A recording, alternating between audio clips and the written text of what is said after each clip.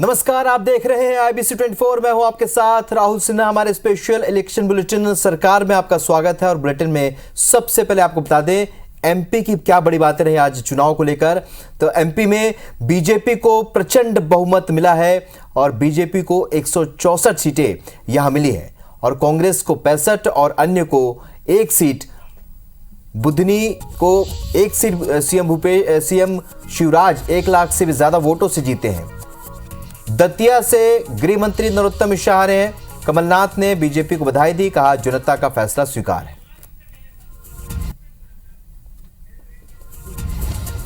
तो वहीं छत्तीसगढ़ की बड़ी बातें भी बता दें आपको। छत्तीसगढ़ में बीजेपी को स्पष्ट बहुमत मिला। बीजेपी को 54 सीटें, कांग्रेस को 35 और अन्य को 1 सीट। तो ये चुनाव से जुड़ी बड़ी बातें आपके टेलीविजन स्क्रीन पर हैं।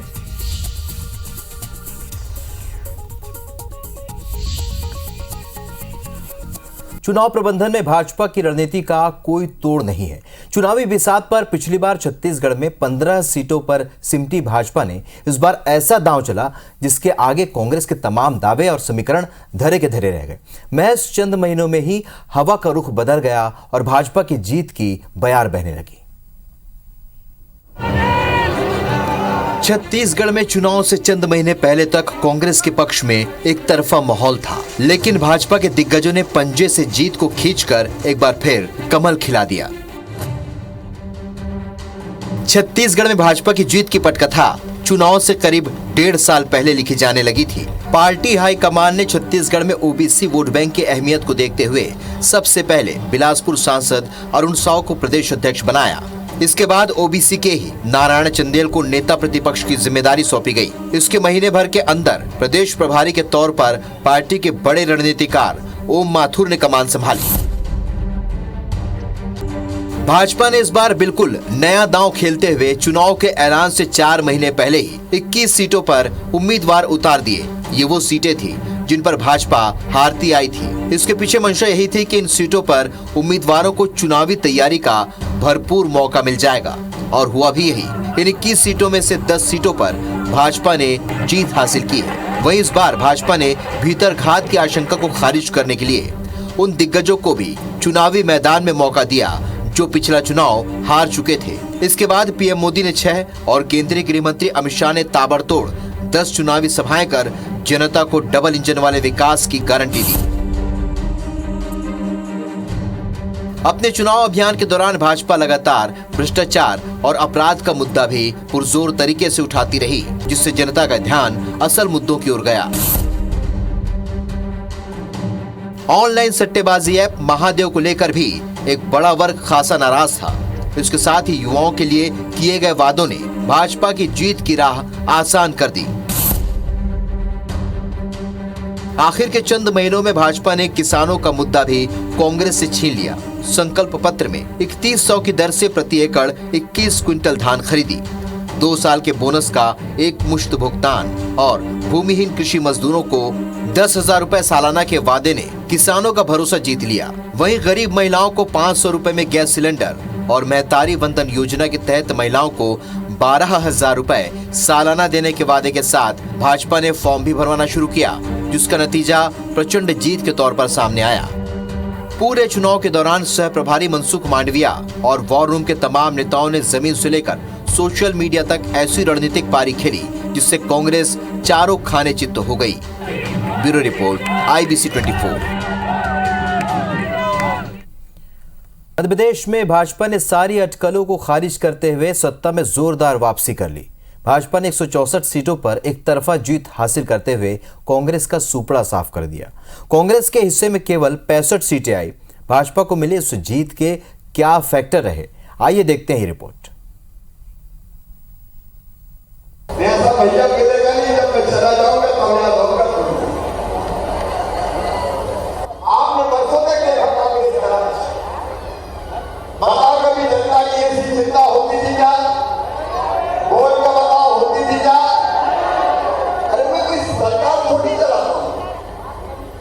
मैं परिवार चलाता हूँ। परिवार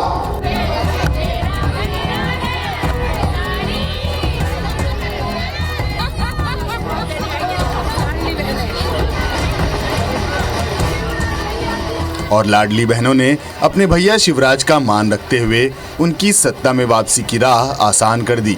अपने शुरुआती कार्यकाल में लाडली लक्ष्मी योजना के जरिए बनाई गई मामा की छवि में जब इस बार शिवराज सिंह ने लाडली बहना योजना के जरिए भैया का तड़का लगाया तो किसी ने भी नहीं सोचा था कि उनकी ये योजना इतना कमाल कर देगी।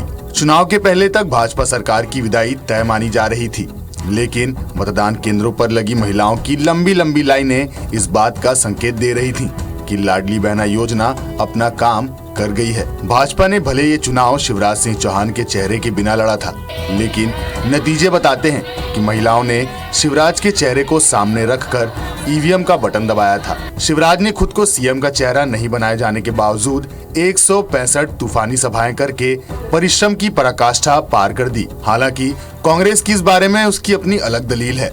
मध्य प्रदेश के मन में मोदी जी हैं और मोदी जी के मन में मध्य प्रदेश है। जनता उन पर अगाध प्रेम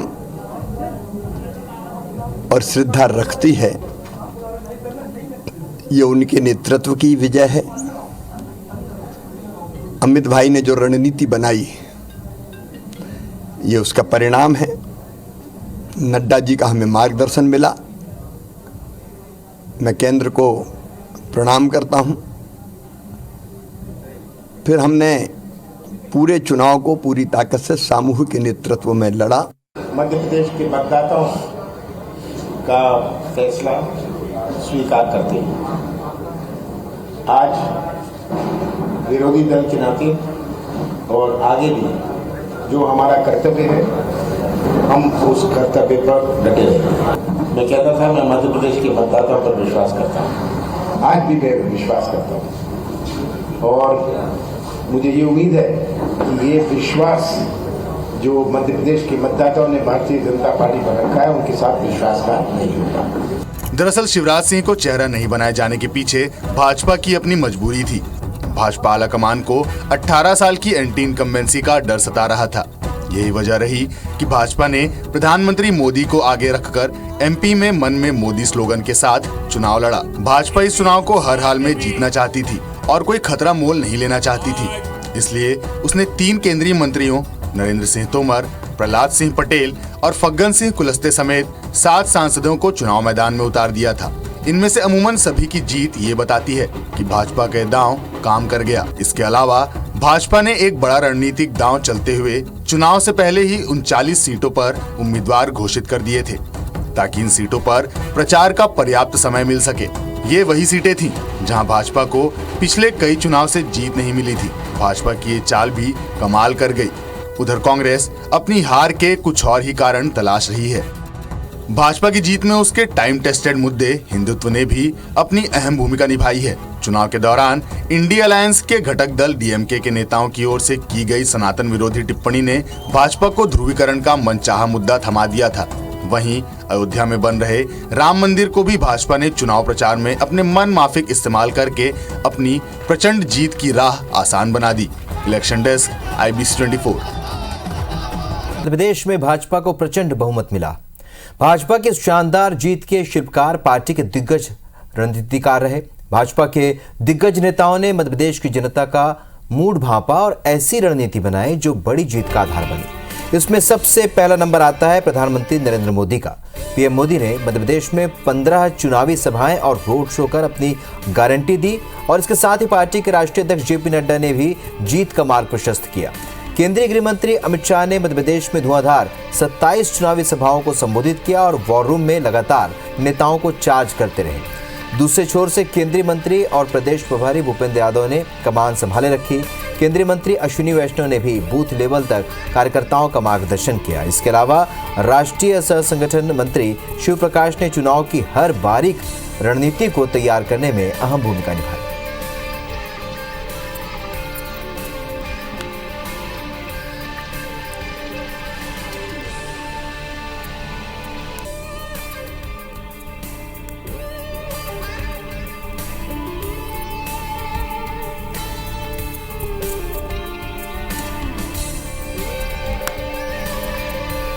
तो ये वो शिल्पकार है जिन्होंने इतिहास रच दिया।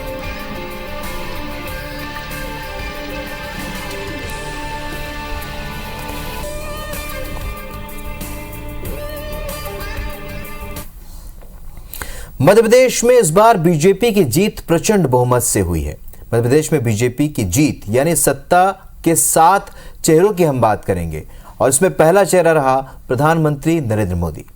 मोदी की गारंटी पर लोगों ने भरोसा जताया। मध्य प्रदेश के मन में मोदी, मोदी के मन में मध्य प्रदेश। असरदार डबल इंजन सरकार पर मुहर लगाई गई। धुआंधार प्रचार अभियान असरदार रहा। तो ये फैक्टर्स हैं, जीत के फैक्टर्स। दूसरा चेहरा आपको बता दें, दूसरा चेहरा अमित शाह रहे। कमजोर सीटों पर खास रणनीति उन्होंने बनाई। चुनावी रणनीति का कुशल प्रबंधन किया। नाराज नेताओं को मनाने में अहम भूमिका निभाई है। इसी प्रकार तीसरे चेहरे की बात कर लेते। तीसरा चेहरा शिवराज सिंह चौहान खुद रहे।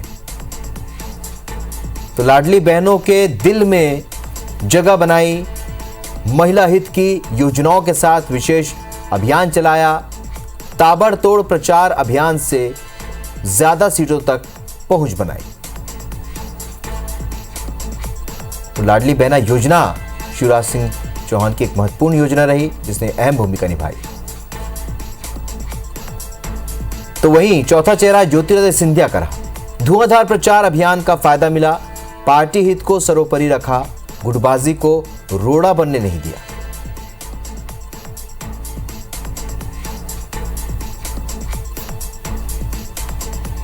इसी प्रकार पांचवें चेहरे की बात करते हैं। भूपेंद्र यादव पांचवा चेहरा। संगठन को एकजुट करने में योगदान दिया। खामियों पर काम किया और कड़ियां जोड़ी। केंद्र और राज्य की लीडरशिप के बीच समन्वय बनाया। छठवां चेहरा वीडी शर्मा रहे। पुरानी बीजेपी और नई बीजेपी को एकजुट किया। युवाओं को तरजीह देकर कैडर को मजबूत किया। महाकौशल में पार्टी को बढ़त दिलाई। सातवां और अंतिम चेहरा दिग्विजय सिंह रहे। विवादित बयानों से बीजेपी को हमले का मौका इन्होंने दिया। कपड़ा फाड़ो बयान पर बीजेपी हावी हुई। गुटबाजी वाली छवि के कारण विरोधी हावी रहे। ब्रेक के बाद एक बार फिर आपका स्वागत है। मध्य प्रदेश में कांग्रेस को करारी हार मिली और इस हार में कांग्रेस के नेता कितने जिम्मेदार हैं, आइए कांग्रेस के इन चेहरों को आपको बता देते हैं। पहला चेहरा है राहुल गांधी। मोदी पर लगातार हमले का दांव उल्टा पड़ा है। राज्य के नेताओं की गुटबाजी को खत्म नहीं कर पाए। जातिगत राजनीति पर केंद्रित रहने का भी नुकसान हुआ है। दूसरा चेहरा कमलनाथ। 2018 के चुनावी रणनीति का दोहराव भारी पड़ा। टिकट बंटवारे में नाराजगी दूर नहीं कर पाए। शिवराज के मुकाबले प्रचार अभियान कमजोर रहा। तीसरा चेहरा प्रियंका गांधी का रहा। सॉफ्ट छवि के कारण असर दमदार नहीं रहा। महिला वोटर्स में असर नहीं पड़ा। चुनावी भीड़ को वोट में तब्दील नहीं कर पाई। चौथा चेहरा रणदीप सुरजेवाला का है। प्रदेश प्रभारी के तौर पर वे असरदार नहीं रहे। देर से मिले प्रभार के कारण संगठन में असर नहीं हुआ। नेताओं की गुटबाजी को खत्म नहीं कर पाए। पांचवा चेहरा भी आपको बता देते हैं, दिग्विजय सिंह रहे। विवादित बयानों से पार्टी की छवि को कमजोर किया। वर्चस्व की लड़ाई में पार्टी हित पर असर पड़ा। टिकट बंटवारे में दखल कई सीटों पर भारी पड़ गया।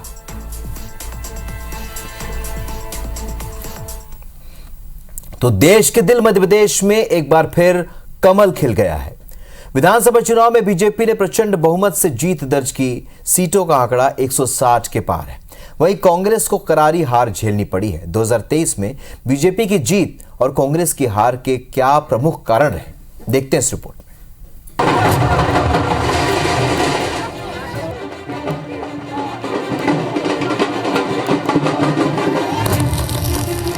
ये जीत है जोरदार, वादों की रफ्तार में बेहद असरदार। मध्य प्रदेश में फिर से कमल खिलने का जश्न जारी है। बीजेपी की इतनी प्रचंड जीत क्यों हुई, क्या 5 प्रमुख कारण रहे, आइए जानते हैं। सबसे पहला कारण लाडली बहना समेत महिला हित की योजनाओं का मास्टर स्ट्रोक जो शिवराज सरकार ने खेला वो असरदार रहा।